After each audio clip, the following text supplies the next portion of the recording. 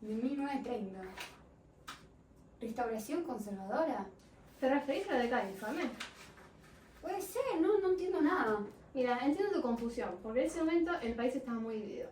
Después del golpe de Estado en 1930, había dos proyectos para organizar institucionalmente el país.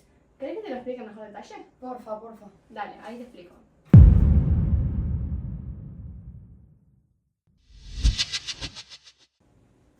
Pero, profe, y acá la era concordancia. ¿Y cuáles fueron los dos proyectos de organización institucional de 1930? Muy buena pregunta, porque todos se confunden. Esos dos proyectos significaban que no todos pensaban igual. Algunos buscaban restaurar el régimen conservador y otros querían mantener las reformas de la ley Sáenz Peña. Y después surge la concordancia, que fue una alianza política muy importante durante estos años. En 1930 existieron dos proyectos de organización institucional que conformaron la situación política del país en su entonces. Existió el de Uriburu, quien quería instaurar un régimen corporativo más autoritario y con inspiración en el fascismo europeo de su entonces. Justo y los conservadores, por otro lado, defendían un sistema constitucional, pero con elecciones fraudulentas controladas por la élite, llamado fraude patriótico. Asimismo, se creó la Concordancia, que fue una alianza entre conservadores, radicales, antipersonalistas y socialistas independientes. Esta representaba los intereses de la oligarquía agroexportadora vinculada a Gran Bretaña. Por ella llegó a la presidencia Agustín P. Justo en los años 1932 a 1938. Esta alianza obtuvo los rasgos de un manejo político pragmático, acuerdos con sectores de poder económico y un uso sistemático del fraude para conservar el gobierno. Pero, si el gobierno es justo, existía la ley Sáenz Peña, ¿por qué se habla de un fraude patriótico en esa época? Esa es la clave. Probablemente había elecciones, pero el gobierno justo aplicaba tácticas de manipulación.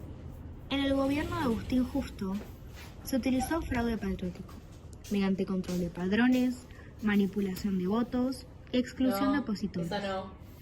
Esto afectó a la legitimidad, porque, aunque había elecciones, eran fraudulentas y no expresaban la verdadera voluntad popular. Los conservadores justificaban estas prácticas como un patriotismo para preservar el orden en su entonces. ¿Y cómo se llevaban a cabo las prácticas fraudulentas? Bueno, no me alcanza a contarlas con los dedos, así que te las explico en detalle. Porque, aunque había elecciones, eran fraudulentas y no expresaban la verdadera voluntad popular. Los conservadores justificaban estas prácticas como un patriotismo para preservar el orden en su entonces. Pía, mira. ¿Sí? ¿Usted ya votó? No, imposible, yo acabo de llegar. La tengo marcada. Pero... Retírese. Por favor. Y entonces, ¿por qué algunos llaman este periodo restauración conservadora? Se habla de restauración conservadora porque los grupos tradicionales volvieron a controlar el poder. Pero también se le llama década infame, porque justamente por el fraude y los pactos con intereses extranjeros. La restauración conservadora se llama así porque significó el regreso al poder de los sectores conservadores que habían perdido influencia desde la ley Sáenz Peña sancionada en 1912 y la llegada del radicalismo. Es adecuado porque restaura prácticas políticas previas al voto secreto, como el fraude y el control oligárquico. También, esta restauración se le da a conocer como tres distintos nombres. Uno de ellos es la década del infame, quien alude a la corrupción y al fraude generalizado. Otra es la concordancia, quien resalta la alianza de partidos conservadores y antipersonalistas. Otros prefieren decirle gobierno de facto y fraude, porque el ciclo comenzó con el golpe de Uriburu y continuó con elecciones fraudulentas. Pero, ¿y la crisis del 29 afectó los problemas políticos? ¿Y en Argentina? Sí, la crisis golpeó muy fuerte el modelo agroexportador argentino. Eso obligó a buscar nuevos acuerdos comerciales extranjeros e impulsar la industria local.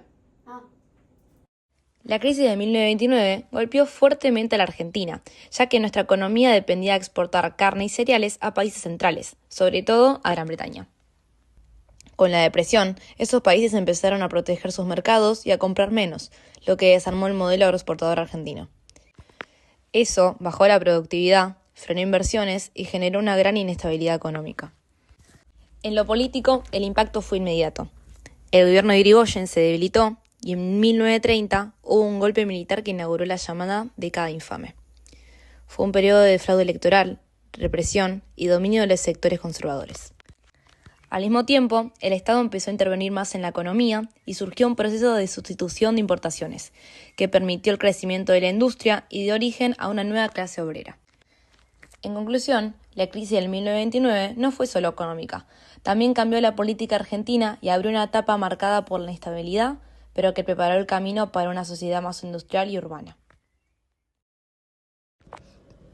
El Pacto Roca-Russiman, firmado en 1933, fue una consecuencia directa de la crisis del 29. Como Gran Bretaña había reducido sus compras y privilegiado sus colonias, Argentina necesitaba asegurar que su carne siguiera entrando al mercado británico. El acuerdo lo firmaron Julio Argentino Roca, su hijo, y Walter Russiman. Garantizaba una cuota mínima de exportación de carne, pero bajo condiciones muy desventajosas. El 85% debía pasar por frigoríficos extranjeros y solo el 15% por empresas argentinas, aunque usando barcos británicos.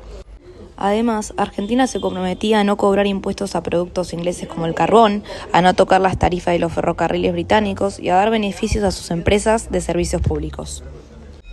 El pacto también incluía cláusulas secretas como la creación del Banco Central y la Corporación de Transportes, ambas con fuerte influencia británica.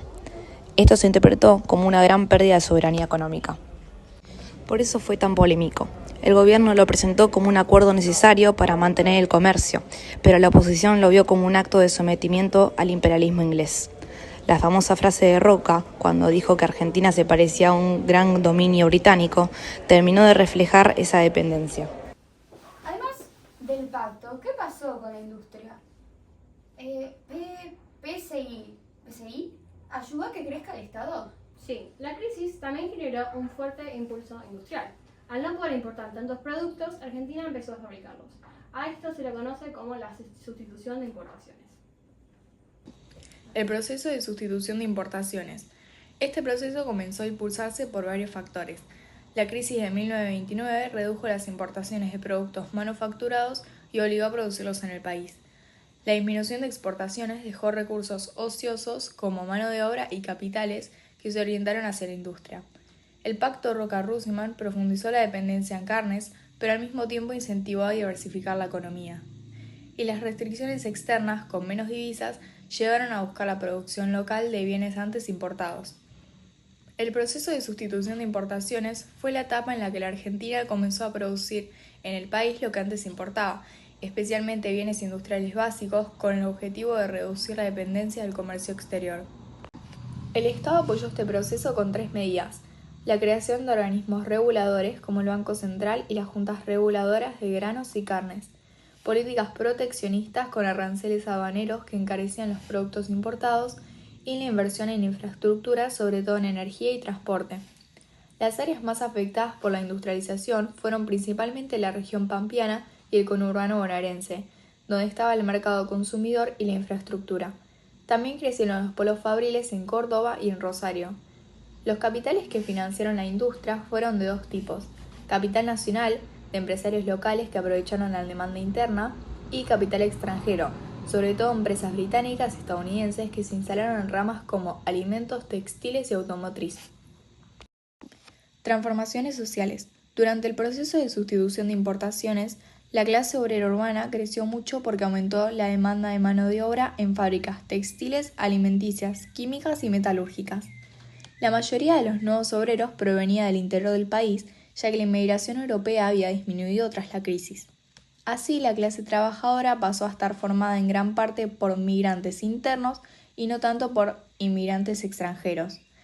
Las condiciones económicas de estos obreros fueron bajos salarios y escasas mejoras sociales, falta de legislación laboral moderna porque seguían luchando por sus derechos básicos y alta conflictividad laboral con huelgas y reclamos por mejores condiciones. Frente a estos problemas, los conservadores respondieron de forma represiva más que integradora. Buscaron limitar la acción sindical y reprimir huelgas, como ocurrió con la represión de obreros en la Patagonia. No implementaron grandes reformas sociales porque su base de apoyo era la oligarquía agroexportadora, y frente al avance del sindicalismo y el nacionalismo, aplicaron más control policial que medidas de bienestar. Y más por el fin de esta década, cuando asumió Ortiz, ¿no se intentó cambiar? ¿Qué pasó con él? ¿Y después con Castillo? Ortiz asumió en 1938 con la intención de terminar con el fraude y darle más transparencia al sistema. Pero él se enfermó y lo obligó a delegar el poder a Castillo, que no compartía ese espíritu de honestidad y volvió a sostener las viejas prácticas. Un panorama político arduo. Se acerca el fin de la década del infame y Ortiz asume la presidencia en 1938. Este mismo buscaba restaurar la transparencia electoral y ponerle fin al fraude que caracterizó a la concordancia. Quería darle mayor legitimidad al sistema político y limitar el poder de los conservadores más duros. Pero aquí la pregunta es, ¿pudo realmente lograrlo? No del todo. Aunque intentó intervenir provincias para frenar el fraude, su enfermedad, diabetes, le obligó a delegar funciones y luego a renunciar en 1942. Y mediados del 43, ¿no? ¿Hubo un golpe de Estado? Sí, todo lo mencionado anteriormente desembocó en un golpe militar en el 43. Tuvo causas políticas, económicas y sociales. Si bien su grave enfermedad, que lo dejó prácticamente ciego, y la resistencia de sectores conservadores a sus intentos de transparentar elecciones, más la presión política interna en la concordancia que prefería mantener el fraude, fueron los factores que determinaron la renuncia de Ortiz. Ramón Castillo, que asumió tras la renuncia de Ortiz, no continuó con la línea de honestidad electoral. Restableció el control conservador y el fraude, defendiendo los intereses de los sectores tradicionales del poder. En 1943, con el golpe de Estado del GO, hallamos las siguientes causas clasificadas en políticas, económicas y sociales. Por la parte política nos encontramos con el fraude electoral sistemático dado a dicha década del infame, la debilidad del gobierno de Castillo y el descrédito de la concordancia, sumado a la incertidumbre ante la sucesión presidencial, ya que Castillo impulsaba a Robustiano Patrón Costas, vinculado al fraude y a intereses azucareros, para presidir el país. A su vez, en el área social nos encontramos con el crecimiento de la clase obrera industrial y el aumento de los reclamos laborales, la falta de respuestas a los problemas sociales y la represión sindical, y por último, la influencia de corrientes nacionalistas que reclamaban mayor justicia social y soberanía. En la parte económica nos encontramos con la persistente dependencia de Gran Bretaña, por ejemplo, el Pacto Roca-Rusiman, sumado a las tensiones del modelo agroexportador y tensiones derivadas de la industrialización y el nuevo protagonismo obrero. Listo, profe, ¿entendí todo? Qué bueno, si tenés alguna otra duda con la llegada de Perón, me avisas. Dale, perfecto, Nos gracias. vemos, gracias.